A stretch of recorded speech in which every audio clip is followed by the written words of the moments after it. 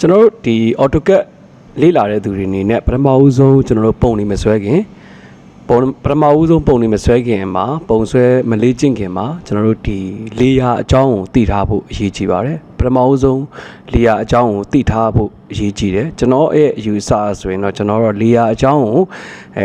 သိထားမှပုံဆွဲတဲ့အခါလေယာကိုအသုံးပြုပြီးဆွဲတဲ့အခါကျရင်ပုံဆွဲတဲ့သူတွေအတွက်ကိုကျွန်တော်တို့ပုံနေပြန်ပြီးတော့ပြင်စရာရှိတဲ့အချိန်ပုံနေအတွက်ကိုလိုအပ်တဲ့အ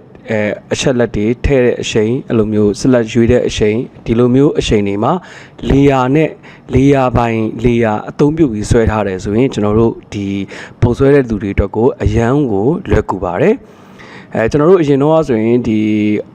ီလေယာအကြောင်းနားမလည်သေးတော့ကျွန်တော်တို့ဒီတိုင်းတွေ့တဲ့အန်နီလေယာမှာပဲကျွန်တော်တို့ပုံဆွဲလိုက်တယ်ပြီးရင်ကျွန်တော်တို့အဲ့ပုံကြီးတစ်ခုလုံးကြီးအကုန်လုံးလိုက်ဆွဲတယ်ဟိုအိမ်ဆွဲမယ်ဆိုအိမ်တစ်လုံးလုံးကြီးပေါ့နော်အကုန်လုံးအဲ့လိုလိုက်ဆွဲတယ်ဆွဲပြီးတော့အဲ့ဒီမှာကိုကဒီတစ်ခုခုလေးပြင်ကျင်တယ်ပေါ့နော်ကိုက column လေးပဲပြင်ကျင်တာပဲဖြစ်ဒ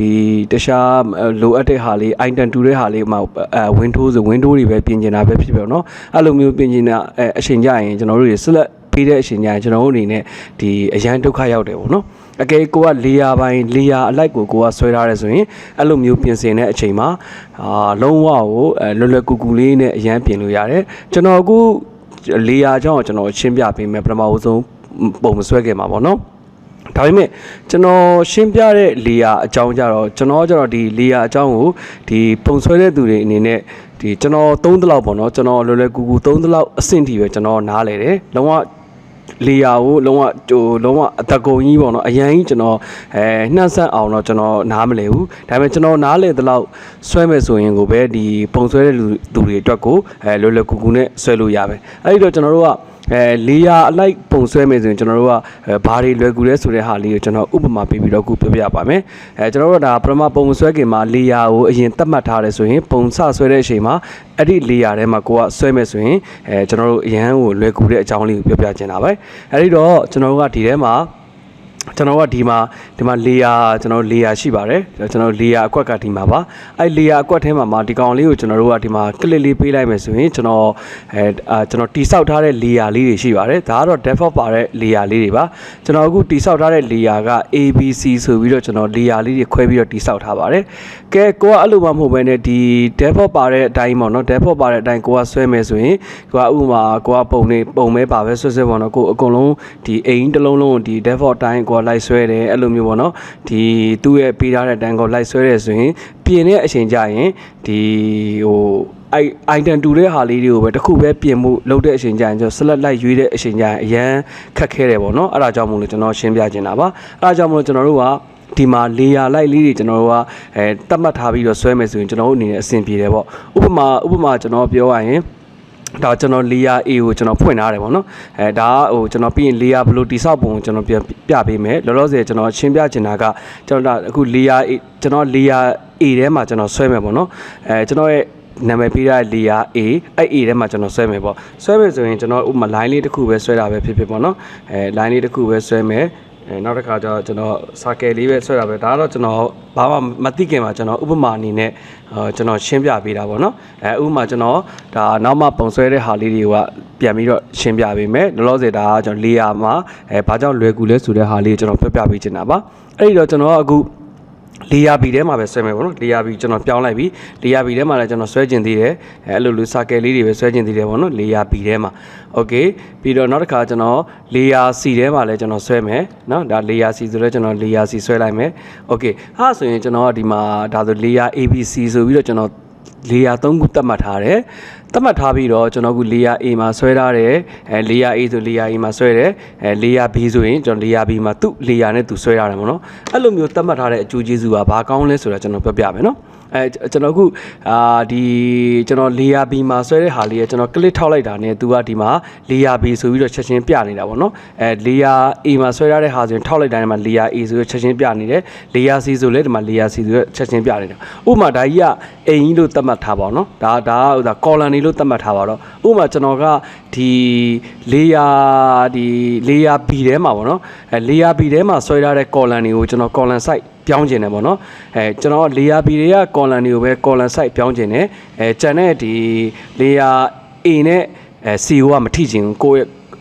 layer ဟိုးစာကိုပဲ bio ပဲထိကျင်တယ်ပေါ့နော် bio ပဲပြင်ကျင်တာပေါ့ဒါမှမဟုတ် bio ပဲအဲ့ column တွေကိုကျွန်တော်ဖြတ်လိုက်ကျင်တယ်ပေါ့အဲ့လိုမျိုးဆိုရင်ဘာကြောင့်လွယ်ကူလဲဆိုတဲ့ဟာလေးပြောပြမယ်နော်အဲ့ဆိုရင်အခုဒီကောင်လေးကို layer B တွေတစ်ခုတည်းမှာဆွဲထားတဲ့ column တွေကို click ထောက်ပြီးပါနဲ့ကျွန်တော်တို့ဒီမှာ select similar လို့ပေးလိုက်တာနဲ့ဒီကောင်ကဘာလဲဆိုတော့ layer B တွေအကုန်လုံးကိုပဲသူက select လုပ်ပေးတာအဲ့လိုမျိုးလွယ်ကူတာနော်အဲ့လိုမျိုးဒါ layer B တွေအကုန်လုံးကိုပဲသူကဒီ select similar လို့ရွေးလိုက်တာနဲ့သူက layer B တွေအကုန်လုံးကိုပဲသူကဒီ select လုပ်ပေးတယ်ကျန်တဲ့ layer တွေကို select မလုပ်ပေးဘူးဒါအဲ့လိုမျိုးတွေပေါ့နော်ဒီကောင်ဆိုရင်တစ်ခါတည်းဖြတ်ချင်တယ်ဆိုအကုန်လုံးဖြတ်လိုက်ပြတ်သွားပြီကျန်တဲ့ layer တွေကျန်တဲ့ layer မှာဆွဲရတဲ့ပုံတွေကမပြတ်သွားဘူးဒါကြောင့်မို့လို့ကျွန်တော်တို့ကပုံဆွဲတဲ့သူတွေအနေနဲ့ layer ပိုင်းလိုက်ဆွဲမယ်ဆိုရင်အရန်လွယ်ကူပြီးတော့ပုံကြီးတစ်ခုလုံးကိုကိုယ်ဆွဲထားတဲ့ဒီ project ကြီးတစ်ခုလုံးမှာပြင်ကျင်တဲ့ item တွေအများကြီးရှိမှာပေါ့နော်အိမ်ဆွဲမယ်ဆိုရင် column ပါမယ်ကျွန်တော် root ပါမယ်အဲ့လိုမျိုး combo တွေကျွန်တော်တို့ဒီ window တွေအဲ့လိုမျိုး layer ပိုင်းဆွဲထားတယ်ဆိုရင်တစ်ခုခုပြင်ကျင်တယ်ဆိုရင်အဲ့ layer လေးကိုပဲလိုက်ရှာပြီးတော့ပြင်လိုက်တဲ့အတွက်အဲ့ဒါမလို့လွယ်ကူတာပါအဲ့ဒါမလို့ကျွန်တော်ဖြစ်စီချင်တာပုံမဆွဲခင်မှာပုံစတင်မဆွဲခင်မှာ layer အကြောင်းလေးကိုသိထားဖို့အရေးကြီးတယ်ဒါ layer အကြောင်းလေးကိုသိပြီဆိုရင်ကျွန်တော်က layer ပိုင်းအဲ့လိုမျိုးတိဆောက်ပြီးတော့ပုံလေးတွေဆွဲတဲ့အချိန်ကျရင်အရန်လွယ်ကူတယ်ပေါ့နော်ဥပမာဆိုရင်ကျွန်တော်အခု layer A ပေါ့ layer A တွေကဟာတွေဆိုကျွန်တော်အကုန်လုံး select similar ပေးမယ်ဆိုရင် layer A ဖြစ်သွားပြီပေါ့နော် okay ဒါဆိုရင်ဒါကြီးအကုန်လုံးကျွန်တော်ခဏအကုန်လုံး select ပေးပြီးတော့ဖြတ်လိုက်မယ်နောက်တစ်ခုကျွန်တော်နောက်ထပ်သက်တည်တစ်ခုပြကြရချီတာကျွန်တော်ဒီကောင်ကဒီတိုင်းပဲ AutoCAD ပေးထားတဲ့ default ထဲမှာပဲကျွန်တော်ဆွဲတယ်ပေါ့နော်ဆွဲမယ်ဆိုရင်ကျွန်တော်ခုနလိုပဲ color လေးတွေဒီမှာ color လေးကျွန်တော်ပြောင်းလိုက်မယ်ပြောင်းပြီးတော့ကျွန်တော်ဆွဲလိုက်မယ်နော်အဲ့လိုလေးဆွဲလိုက်မယ်နောက်တစ်ခါနောက်ထပ် color လေးထပ်ပြောင်းလိုက်မယ်ပြောင်းပြီးတော့အဲ့လိုလေးတွေဆွဲလိုက်မယ်နော်နောက်တစ်ခုလည်း color ထပ်ပြောင်းမယ်အဲ့လိုလေးထပ်ဆွဲလိုက်မှာပေါ့နော်အဲ့ဒါဆိုရင်ကျွန်တော်ပြပြမယ်အဲ့ဒါဆိုကျွန်တော်ကဒီမှာဆိုရင်တစ်ချက်ကြည့်လိုက်ဒီကောင်ဆိုရင်ဆွဲလိုက်တာနဲ့ layer ပိုင်းလိုက်အဲ့လိုမျိုးဆွဲတာမဟုတ်တော့ဒီကောင်တစ်ခု select similar ပေးလိုက်တာနဲ့ကျန်တဲ့ဟာတွေပါအကုန် select ဝင်သွားတာဒီဒိတ်ပဲပေါ့နော်ဒါတော့မှကျွန်တော် layer အကြောင်းကိုနဲ့ဆက်ကြီးလုံးဝကျွမ်းကျင်သိတာမဟုတ်သေးဘူးကျွန်တော်သိတဲ့လောက်လေးပဲကျွန်တော်ပြပြတာပေါ့နော်ဒါအဲ့လိုမျိုးပြlayer ပိုင်းဆွဲထားတဲ့ဆိုရင်ဒီလိုမျိုးပြဿနာမျိုးတွေမရှိတော့ဘူးကိုလိုချင်တဲ့အပိုင်းလေးကိုပဲ select လုပ်တာတို့ edit လုပ်ရှင်တာတို့အတွက်ကိုအရန်လွယ်ကူတဲ့အကြောင်းလေးကိုနော်ကျွန်တော်ပြပြချင်တာlayer ပိုင်းဆွဲထားမယ်ဆိုရင်နောက်တစ်ခုကဘာကောင်းလဲဆိုတော့ဒီဒါကိုကျွန်တော်ပြန်ပြီးတော့undo ပြန်ခေါ်ပြီးတော့ကျွန်တော်ထပ်ပြပေးမယ်okay ဒါဆိုရင်ကိုကဒီထဲမှာကိုရဲ့ project ကြီးတစ်ခုလုံးမှာဒီ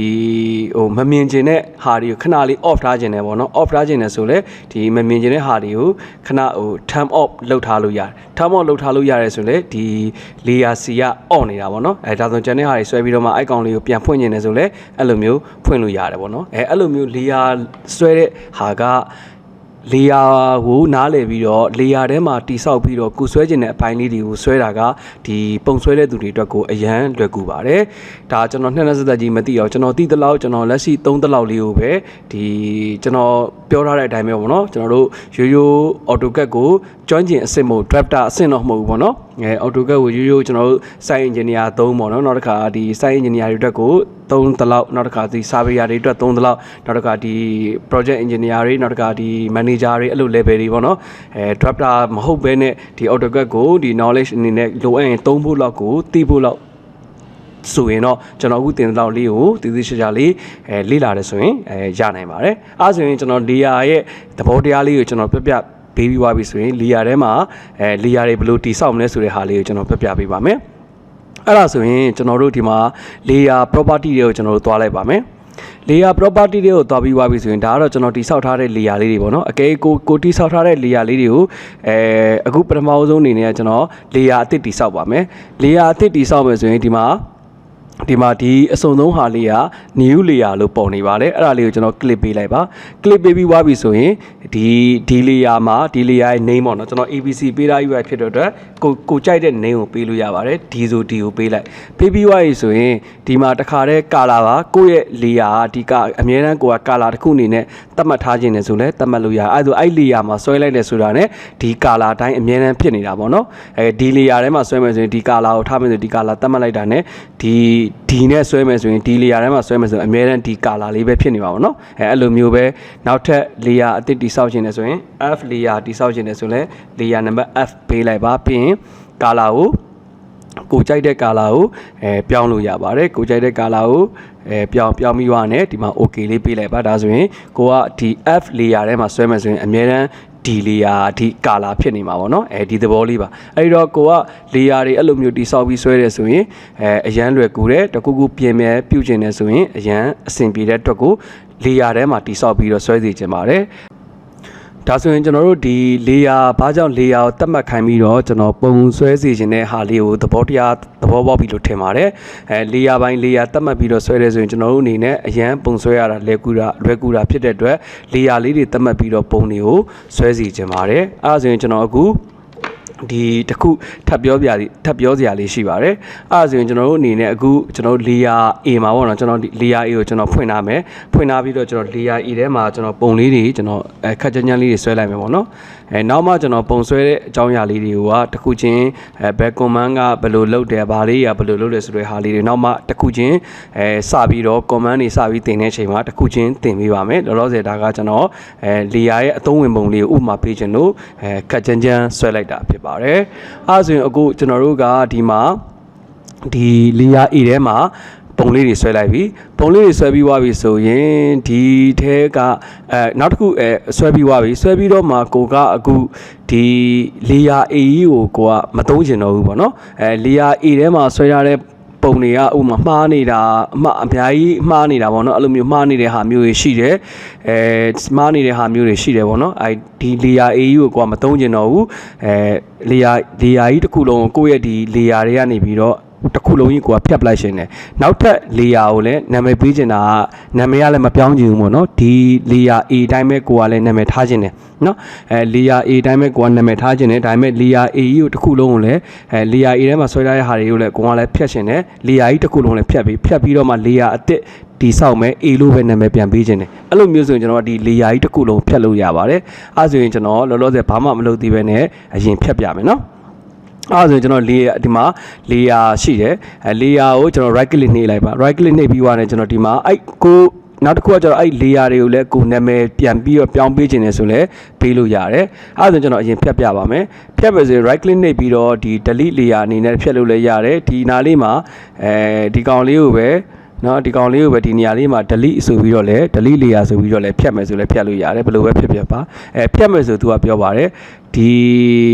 layer A ထဲမှာပေါ့နော်ဆွဲရတဲ့ပုံတွေ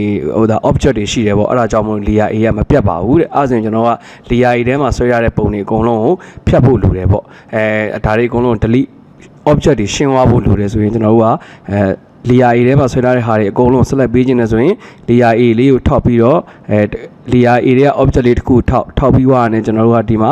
select similar လုပ်ပေးလိုက်တာနဲ့ layer A တွေက object တွေအကုန်လုံးကိုတစ်ခါတည်းသူက select လုပ်ပေးမှာဖြစ်ပါတယ်ဖြတ်ပြီးွားပြီဆိုကျွန်တော်တို့ဒီမှာ delete ခောက်လိုက်ပါ okay ခောက်ပြီးွားပြီဆို layer A ထဲမှာ object တွေမရှိတော့ဘူးကျွန်တော်တို့သွားပြီးတော့ layer ထဲဝင်မယ်ထပ်ပြီးတော့ဖြတ်ကြည့်မယ်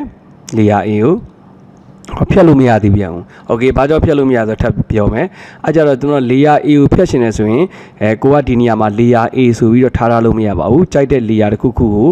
ကိုခဏလေးယာယီထားတာပေါ့နော်။ထားပြီးတော့မှကျွန်တော်ကအဲ့ layer ကိုကျွန်တော်ကဒီမှာဒီ right click နဲ့ပဲဖြစ်ဖြစ်ဒီရပဲဖြစ်ဖြစ်ဖြတ်လိုက်လို့ရပါတယ်ဒါဆိုရင်ကျွန်တော် layer A ကပြတ်သွားပြီဖြစ်ပါတယ်ဒါဆိုရင် layer ရဲ့သဘောတရားကိုနားလည်ပြီလို့ထင်ပါတယ်ကျွန်တော်တို့အဲ့ဒါမလို့ပုံဆွဲစပြီးတော့ဆွဲမဲ့သူတွေအနေနဲ့ကိုကျွန်တော်တို့အကြံပေးချင်တာကကျွန်တော်တို့ဘယ်လိုပဲဆွဲပုံဆွဲမယ်ဆိုရင်စပြီးတော့အခြေခံကြကြနေပြီးတော့အခြေခံကြကြအောင်မှစနစ်ကြကြဖြစ်စေချင်တာပေါ့နော်အခြေခံကစဆွဲတာကိုပဲစနစ်ကြကြလေးဖြစ်တယ်ဆိုရင်ကိုပုံတစ်ခုလုံးကြီး project တစ်ခုလုံးကြီးဆွဲပြီးတော့မှလိုအပ်တဲ့အပိုင်းလေးတွေပြင်ကျင်နေဆိုရင်ဒီ layer ပိုင်းလေး layer လေးအလိုက်ကိုကအလုပ်လုပ်ရုံပဲသူများ project က drawing တွေကိုချီရောက်လာတယ်ဆိုလဲဒီထဲမှာ layer တွေအပြည့်ကြီးပါလာမှာဒါဘာမှမရှိတဲ့ drawing မို့လို့နှုတ်မို့ဆိုဒီထဲမှာ layer တွေမှာအများကြီးပဲပါလာလိမ့်မယ် name တွေပေါ့နော်ဒီလိုမျိုး ABC တော့မဟုတ်ဘူးပေါ့ဟို column တို့အဲ့လိုမျိုးဒီ window တို့နောက်တစ်ခါ bin တို့ river တို့နာမည်တွေနဲ့ပေါ့ဒီ layer တွေအများကြီးပါလာတယ်အဲ့ထဲမှာကိုကြိုက်တဲ့ဒီဟို item လေးတစ်ခုပဲပြင်နေတယ်ဆိုရင်ဒီထဲမှာအဲ့ဒါလေးကိုပဲ select ပေးပြီးတော့ဒီ layer လေးကိုအုံပြီးတော့ပြင်လို့ရတယ်ဒါကြောင့်မို့လို့ကျွန်တော်အနေနဲ့အခြေခံလေးပဲ AutoCAD ကိုကျွမ်းကျင်အဆင့်မဟုတ်ဘူးဒီတိုင်းရိုးရိုးလေးသိုံလေးနဲ့လိုအပ်တဲ့ဟာလောက်လေးဆွဲယုံလေးနဲ့သိချင်ရင်တော့မှ လိုအပ်တဲ့အချိန်ကျရင်ပြုပြင်လာဖို့ဆိုရင်ဒီလိုမျိုးလေယာပိုင်းလေယာအကြောင်းလေးတွေကိုနားလည်ပြီးတော့ဆွဲမယ်ဆိုရင်ကျွန်တော်တို့အတွက်ကိုအလုပ်မှာအရန်လွယ်ကူပြီးတော့မြန်ဆန်စီမှာဖြစ်ပါတယ်အဲ့တိုင်းမလို့ပဲနဲ့ဒီတိုင်းပဲ AutoCAD ကပေးထားတဲ့ default ကြီးထဲမှာပဲဒီထဲမှာပဲဟို color လေးရှိမ့်လိုက်ဒီ color လေးရှိမ့်လိုက်ဆွဲပြီးတော့မှတခုခုလိုအပ်လို့ပြင်တဲ့အချိန်ကျရင် select ရွေတဲ့အချိန်ကျရင်အကုန်လုံးပါပြီးတော့အဆင်မပြေမှုတွေအများကြီးကြုံရပါတယ်ကျွန်တော်တို့ကိုယ်တိုင်ကြုံလာဖြစ်တဲ့အတွက်ဒါလေးမို့လို့ကျွန်တော်တော့လေယာကိုပဲလေယာလေးကိုနားလည်ပြီးတော့မှဆွဲစီချင်ပါတယ်ဒါလို့ဆိုရင်တော့လေယာအကြောင်းနားလည်ပြီးတော့ထင်ပါတယ်နောက်ထပ်သင်ခန်းစာတွေစပါမယ်